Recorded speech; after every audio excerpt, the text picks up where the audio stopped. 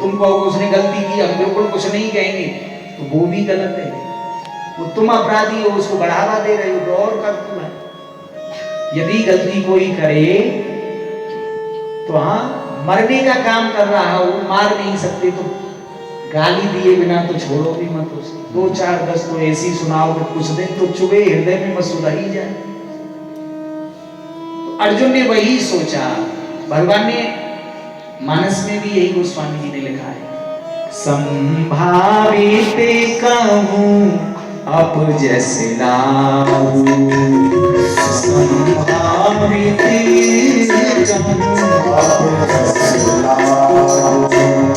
और मरने को भी समय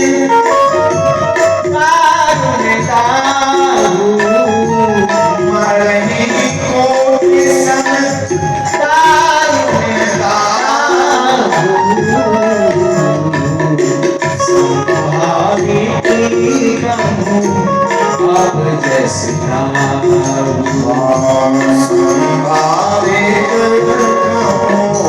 अब जैसे सीताराम रे सीताराम, सीताराम सीताराम, सीताराम सीताराम, सीताराम सीताराम, सीताराम सीताराम, सीताराम सीताराम, सीताराम सीताराम, सीताराम सीताराम,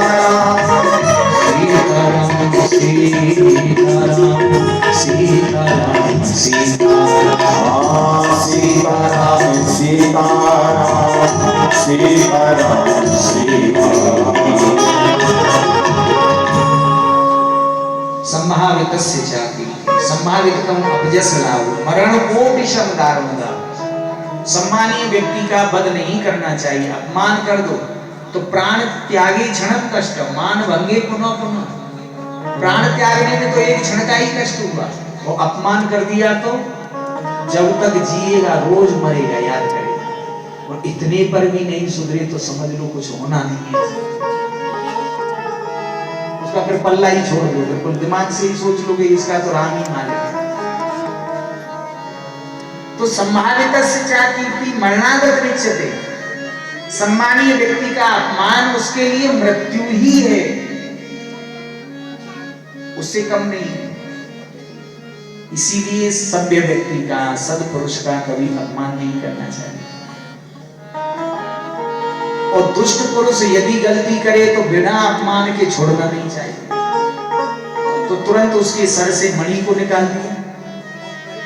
देखिए मणि के विषय में भी, मणि ब्राह्मण की मणि क्या है, कुछ तो कहते हैं कोई मणि थी उसकी। और कुछ संतों का मानना है ब्राह्मण की मणि है उसकी शिखा। एक ब्राह्मण थे ना चाणक्य, नंद वंश के राजा ने क्या किया था उनके साथ, उनकी शिखा को ही खोल दिया और उस शिखा को पकड़ के घसीटा था दरबार। उन्होंने प्रण कर लिया अब ये शिखा में गांठ जभी लगेगी जब तू हमेशा के लिए छुट्टी हो जाए। क्योंकि जिस ब्राह्मण को अपनी शिखा सूत्र का ज्ञान नहीं रहा, प्रेम नहीं रहा, सम्मान नहीं रहा, तो वो ब्राह्मण है ही नहीं। फिर ऐसा सोचो, जिसको शिखा सूत्र से ही प्रेम नहीं है, जिसके कारण ही वो ब्राह्मण माना जाता है, उसी का नियम पालन नहीं है, उसी का कोई ज्ञान नहीं है, तो वो ब्राह्मण फिर है ही नहीं, ऐसा माना। तो क्या किया, तो उसकी शिखा को जड़ से उखाड़ दिया था, काटा नहीं था। काटेंगे तो दोबारा उपज आएगी, तो शिखा को पूरा जड़ समेत उखाड़ दिया। वही मणि, ब्राह्मण की मणि ही शिखा है। से बोले अपमानित करके बाहर निकाल दिया सभा से। इतने पर भी उसको पांडवों का शुक्रगुजार होना था। उसने जैसा अपराध किया वैसा उन्होंने दंड नहीं दिया, लेकिन ब्रह्मास्त्र का तो वो पहले ही प्रयोग कर चुका था। ब्राह्मण पांडवों को मारने के लिए उसने 5 बाण और चलाए। सभा में जब पांडव बैठे थे, बेचारे वो तो सामान्य बैठे थे, आते हुए देखा तो सब डर गए, भयभीत हो गए। भगवान ने कहा चिंता नहीं करो, तुमको अस्त्र शस्त्र तैयार करने में समय लगेगा, हमारा तैयार ही रहता है। सुदर्शन को आज्ञा दी तो नष्ट कर दिया सब। अब इतनी देर में देखा भगवान जाने के लिए तत्पर थे, सबको बोल करके अब तुमको राज्य मिल गया, हम जाना चाहते हैं द्वारका। रथ पर आरूढ़ होने ही वाले थे कि भगवान ने क्या देखा, अभिमन्यु की जो पत्नी उत्तरा है वह रोते हुए भगवान के चरणों को पकड़ करके बिलखने लगी, हे गोविंद मेरी रक्षा कर, पाहि पाहि महायोगिन देव देव जगतपति, नान्यम पद भयम पश्ये यत्र मृत्यु परस्पर। हे गोविंद मैं आपकी शरण में हूं, पाहि पाहि, हे देव हे जगतपति, न अन्यम अभयम पश्ये, आपके अलावा इस समय में अपनी रक्षा करने वाला दूसरा कोई नहीं देखती। क्यों? क्योंकि संसार में तो यत्र मृत्यु परस्पर, जहां एक दूसरे को मारने के लिए ही इंसान जी रहा हो, वहां दूसरे को बचाने की कौन सोचेगा। मेरे गर्भस्थ बालक को कोई मारना चाहता है, अब उसकी रक्षा केवल आप ही कर सकते हैं, दूसरा कोई नहीं कर सकता, इसलिए आप मुझ पर कृपा करिए। तो भगवान ने उत्तरा जी से कहा, चिंता नहीं करो, कुछ भी नहीं होगा उससे। भगवान ने गर्भ में प्रवेश किया, उस बालक की रक्षा की,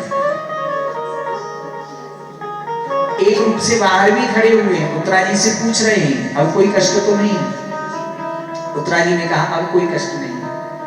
माता कुंती ये सब लीला देख रही थी, माता कुंती जान गई ये साक्षात ब्रह्म तो है, पर इनकी विशेष कृपा है हमारे ऊपर, नहीं तो कब के मर गए होते। कहां मेरे 5 पुत्र और कहां कौरवों में तो भैया एक एक ही, पितामह भीष्म, मरने की इच्छा नहीं हो तो मरे ही नहीं।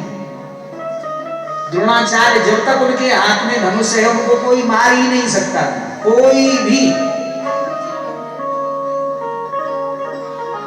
ब्रह्मा और भगवान शिव तक में वह सामर्थ्य नहीं थी, जो उन्हें उनके हाथ में जब तक धनुष है तब तक उन्हें कोई नहीं मार सकता। ऐसे ऐसे व्यक्तियों को यदि मरवा दिया तो केवल गोविंद की कृपा से। कौन जीतता भाई ऐसे व्यक्ति? पांडवों में तो एक के पास भी वरदान नहीं था, और कौरवों में शायद ही कोई खाली रहा। दुर्योधन को भी ऐसा वरदान था, तेरे जीवन में जब तक सुख दुख दोनों एक साथ नहीं आएंगे तब तक नहीं मरेगा। दोनों एक साथ जीवन में कभी किसी के नहीं आते, या तो सुख रहेगा या दुख रहेगा। उसको भी ऐसा वरदान था। वो तो वो पांडवों के बच्चों के सर काट के लाया ना, सर दिखाए तो सुना जब उसने में पांडवों के सर काट लाया तो खुशी हुई। अगले ही क्षण जब देखा कि पांडव नहीं है तो दुख हुआ, एक साथ सुख दुख हुए तब मरा, नहीं तो वो मरता ही नहीं। प्रेम से बोले। कुंती माता ने गोविंद से निवेदन किया, हे गोविंद, कृष्णाय वासुदेवाय देवकी नंदनाय च नंद गोप कुमाराय गोविंदाय नमो नमः। आप साक्षात ईश्वर हैं, लेकिन नंद के पुत्र बन करके, यशोदा के पुत्र बन करके, देवकी वसुदेव के पुत्र बन करके जो वृष्णि वंशियों में, यदुवंशियों में लीला कर रहे हो, ये सब तुम्हारी लीला है। नटो नाट्य धरो यथा, जैसे कोई नट नाटक जब करता है तो उस समय भेष बदल लेता है, पर वो नाटक ही वो कर रहा है, जो वो नाटक है केवल, उसमें सार्थकता कुछ भी नहीं, खेल है। वो सर काट रहा है, दिख रहा है सर कटता हुआ, कट कुछ नहीं रहा है। तोते का कबूतर, कबूतर का तोता बनाता है पर बन कुछ नहीं रहा है, वो दिख रहा है खाली। तो इस संसार में जो भी तुम कर रहे हो ये सब तुम्हारी लीला है। ज्ञानी जन इसी से प्रसन्न होते हैं, अज्ञानी जन मोहित हो जाते हैं, और प्रेमी जन आपकी उन्हीं लीलाओं को दर्शन कर करके ही आनंदित होते हैं, आपके प्रेम में लीन हो जाते हैं। हे गोविंद, मैं आपसे एक वरदान चाहती हूँ, आप सबको जो इच्छा हो वो देते हो, मुझे भी एक वरदान और वह वरदान क्या मानो?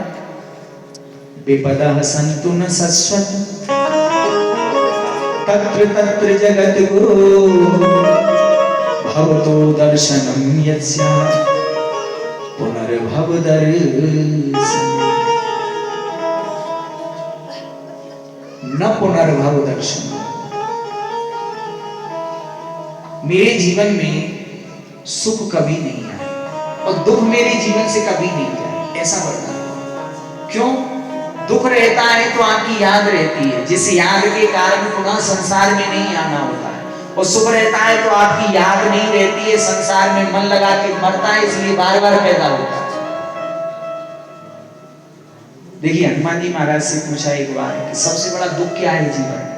तो हनुमान जी ने कहा भैया सबसे बड़ा दुख है जब तक सुमिरन भजन न हो। कहा हनुमंत विपत प्रभु सोई। हनुमान जी ने भगवान से कहा प्रभु सबसे बड़ी विपत्ति उसी समय जीव पर मानो जिस समय भगवान में मन नहीं हो। ऐसे समय मर गया तो बता घोड़ा बनेगा बेचारा। और यदि आपका स्मरण चिंतन भजन हो रहा है तो उससे बढ़िया तो सुख कोई है ही नहीं। यदि चिंतन करते हुए मर गया तो आपके धाम जाएगा, और जब तक चिंतन कर रहा है तब तक आप